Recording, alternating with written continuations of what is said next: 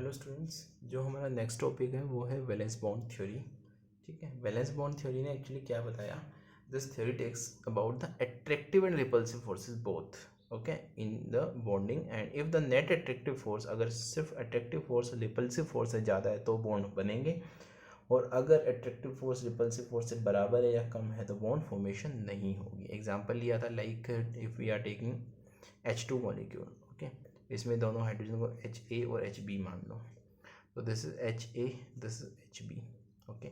इसके अंदर one electron होते हैं, this electron is of B EB and this electron is of A EA।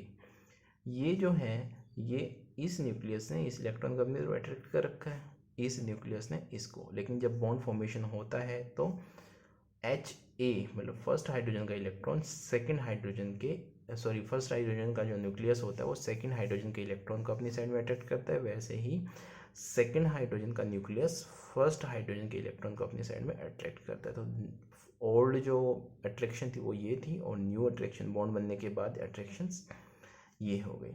ठीक है, और जब भी बॉन्ड फॉर्मेशन होता है तो एनर्जी रिलीज होती है, इसलिए अगर तुम कंपेयर करोगे दोनों इनकी HA और HB की अलग अलग की जितनी एनर्जी होती है उनसे कम होती है H2 या यू कैन से HH, इस मॉलिक्यूल की एनर्जी उनसे कम होती है। ठीक है, तो जितनी ज़्यादा कम एनर्जी होगी वो उतना ज़्यादा स्टेबल होगा। अच्छा, जब ये बॉन्ड एक दूसरे से बनते हैं, मतलब जो जैसे दो हाइड्रोजन हो गए या कोई भी दो एटम्स एक दूसरे की तरफ अप्रोच करते हैं तो क्या होता है, उनके ऑर्बिटल्स जो होते हैं वही आपस में मिक्स होते हैं। भाई ऑर्बिटल्स में ही तो होते हैं इलेक्ट्रॉन, वो ऑर्बिटल आपस में मिक्स होते हैं और हम उसको बोलते हैं कि ऑर्बिटल्स में ओवरलैपिंग हो गई। ठीक है, तो ओवरलैपिंग को देखते हैं डायरेक्शनल प्रॉपर्टी।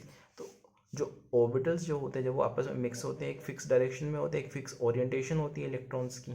ठीक है, तो इसलिए हम बोलते हैं उसको डायरेक्शनल नेचर। जैसे कि जो किसी भी ऑर्बिटल में, जैसे पी ऑर्बिटल जो होते हैं उसमें ऐसे पॉजिटिव नेगेटिव लिखते हैं, तो इसमें इलेक्ट्रॉन की ओरिएंटेशन मान लो इस साइड में है तो इसकी अपोजिट साइड में, तो ये अपोजिट ओरिएंटेशन होती है। लेकिन होते इसका पॉजिटिव और नेगेटिव का मतलब ये नहीं होता कि उनके अंदर बॉन्ड, जैसे इसमें पॉजिटिव चार्ज है इसमें negative charge, that means electron की ओरिएंटेशन इसमें अलग साइड में है, इसमें अलग डायरेक्शन में मूव कर रहे हैं इलेक्ट्रॉन्स, ओरिएंटेशन अलग डायरेक्शन में। तो अगर दो ऑर्बिटल जो एक दूसरे से कंबाइन होते हैं, ओवरलैप होते हैं, उनकी ओरिएंटेशन एक दूसरे से मैच कर जाती है तो बॉन्ड फॉर्मेशन होती है, और उसको बोलते हैं पॉजिटिव ओवरलैप। ओके, जैसे कि दीज आर द पॉजिटिव और इन फेज ओवरलैप। पॉजिटिव, ये जैसे पीजेड ऑर्बिटल है, उनके पॉजिटिव साइड एक दूसरे से ओवरलैप की है। वैसे ही अच्छा, हम जेड एक्सिस को हमेशा रेफरेंस एक्सिस मानते हैं, इसलिए जेड एक्सिस को मेन ऐसे लेके चलते हैं। ये पीजेड, ये एस ऑर्बिटल, ठीक है, ये भी जेड एक्सिस में है और इनके आपस में क्या हुआ, प्लस प्लस है, इसलिए ओवरलैपिंग हो गई। ये पी एक्स है, पी एक्स में ये लोब पॉजिटिव है, ये लोब नेगेटिव है, इन दोनों में आपस में पॉजिटिव है, नेगेटिव नेगेटिव में ओवरलैपिंग हो गई। वैसे पी जेड में ये पॉजिटिव ओवरलैप है, ये नेगेटिव है। ठीक है, इनमें आपस में ओवरलैपिंग हो गई। नेगेटिव में क्या होगा, अपोजिट जो ओरिएंटेशन है, जैसे इसकी पॉजिटिव इसकी नेगेटिव, इसकी पॉजिटिव इसकी नेगेटिव, इनमें आपस में ओवरलैपिंग होती है, जिसको हम एक अच्छी ओवरलैपिंग कंसिडर नहीं करते और उसमें बॉन्ड फॉर्मेशन नहीं होती। ये जीरो ओवरलैपिंग है, जिसमें ओवरलैपिंग पॉसिबल ही नहीं हो पाती। Like this is P X and this S orbital and this is P X and this P Y orbital. तो इनके केसेस में क्या होता है, ओवरलैपिंग पॉसिबल नहीं हो पाती। तो इस तरीके से पर्टिकुलर ओरिएंटेशन में अगर बॉन्ड एक दूसरे की साइड में अप्रोच करते हैं, दैट मीन्स उनकी अगर उनकी ये क्या शो करते हैं, डायरेक्शनल प्रॉपर्टी शो करते हैं। अच्छा, अब बात आती है कि ये जो ओवरलैपिंग हुई उसके बाद जो बॉन्ड फॉर्मेशन होती है वो कैसे कैसे होती है। तो दो तरह की बॉन्डिंग हम करते हैं, one is sigma bond and second one is pi bond. These are two types of covalent bond.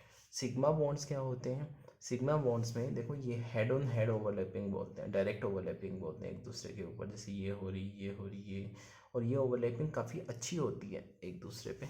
ठीक है, और इस वजह से बॉन्ड बहुत ज़्यादा स्ट्रॉन्ग बनते हैं। तो सिग्मा जो पहला बॉन्ड बनता है वो हमेशा सिग्मा बॉन्ड बनता है। ठीक है, तो दो एटम्स के बीच में सिग्मा बॉन्ड बनेगा और वो स्ट्रॉन्ग ओवरलैपिंग शो करेंगे। देन आफ्टर अगर साइडवेज ओवरलैपिंग हो रही है, ऑर्बिटल जो इनकी ओरिएंटेशन है वो डायरेक्ट नहीं होती एक दूसरे की साइड, तो ये साइडवेज ओवरलैपिंग होती है। और साइडवेज ओवरलैपिंग इतनी अच्छी नहीं हो पाती जितनी डायरेक्ट ओवरलैपिंग होती है, या एंड टू एंड जिसको बोलते हैं, या हेड ऑन ओवरलैपिंग बोलते हैं वो। इसलिए these bonds are called pi bonds, और पाई बॉन्ड जो होते हैं वो सिग्मा बॉन्ड से लेस स्ट्रॉन्ग होते हैं, ठीक है। So sigma bond formed by overlapping of in large extent as compared to pi bonds, and sigma bonds are stronger than pi bonds. This is all for today. Thank you.